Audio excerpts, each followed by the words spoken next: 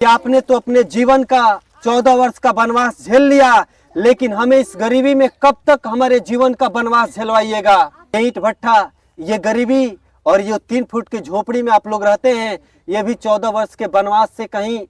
ज्यादा भयानक है। जय श्री राम, जय श्री राम, जय श्री राम, जय श्री राम, भारत माता की जय। मेरे प्यारे बच्चों, आज हमारे जीवन का वो पल है जिस पल का इंतजार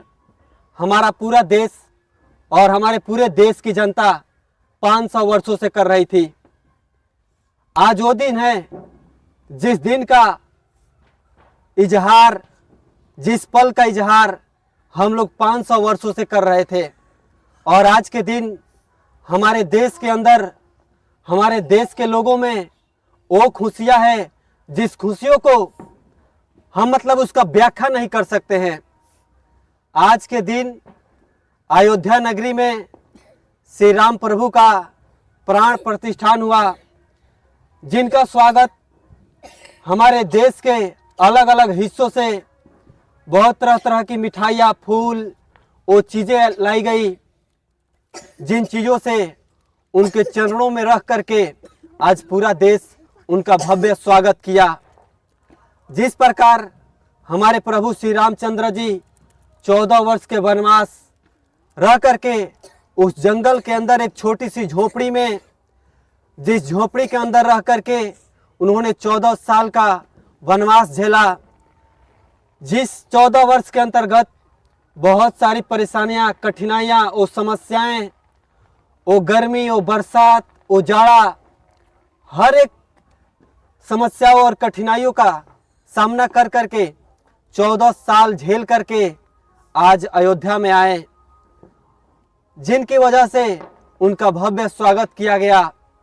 पूरा अयोध्यावासी पूरा खुशी से झूम उठे। मैं कहना चाहता हूं कि हे प्रभु, हे श्री रामचंद्र जी, हे राम लला, आपने तो अपने जीवन की उस परेशानियों को एक जंगल के अंदर छोटी सी झोपड़ी में रह करके 14 वर्ष का वनवास काट करके वापस लौट आए। लेकिन हम लोग गरीब मजदूर इसी चिमनी के ईंट भट्ठे में रह करके, उस गरीबी में रह करके अपने जीवन का,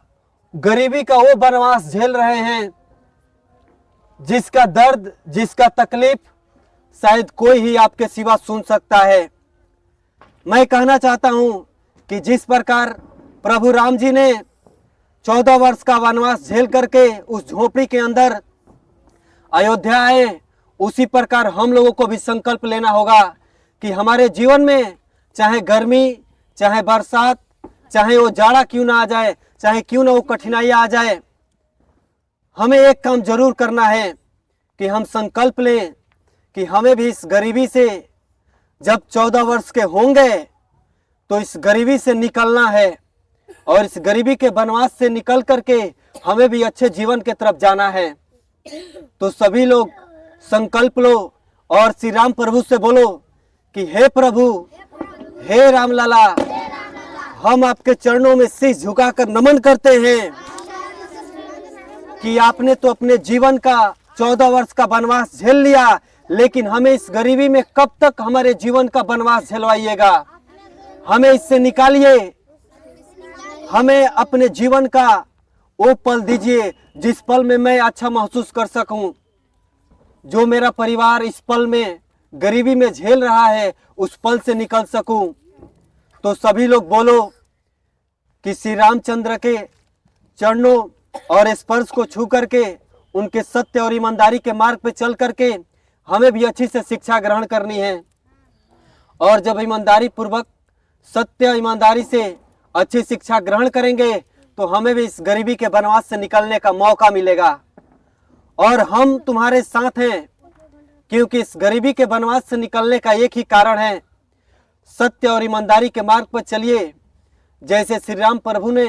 चल करके अपने जीवन का 14 वर्ष उस जंगल में गुजार दिए, उसी प्रकार ये ईंट भट्ठा, ये गरीबी और ये 3 फुट की झोपड़ी में आप लोग रहते हैं, ये भी 14 वर्ष के वनवास से कहीं ज़्यादा भयानक है। क्योंकि हमें यकीन नहीं है कि वो तो 14 वर्ष में निकल गए, लेकिन क्या पता अगर हमें अच्छी शिक्षा न मिली, सत्य और ईमानदारी के मार्ग पे नहीं चले, तो ये 14 वर्ष क्या पूरा जीवन इसमें गुजारना पड़ सकता है। तो सभी लोग बोलो, जो प्राण प्रतिष्ठान अयोध्या में किया गया, उनके चरणों में सभी लोग शीश झुकाओ। हे प्रभु, इन सभी बच्चों का जो भी गलती हुआ होगा उसे क्षमा कीजिएगा,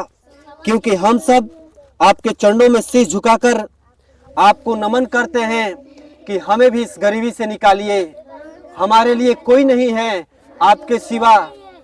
हमारा दर्द कोई समझ नहीं सकता है कि हम किस गरीबी में अपने जीवन को गुजार रहे हैं। तो सभी लोग बोलिएगा, जय श्री राम, जय श्री राम, जय श्री राम, जय श्री राम, भारत माता की, जय, भारत माता की, जय, जय शिक्षा, जय शिक्षा, जय बिहार, जय बिहार, जय शिक्षा, जय शिक्षा, जय बिहार, जय बिहार, जय हिंद। जय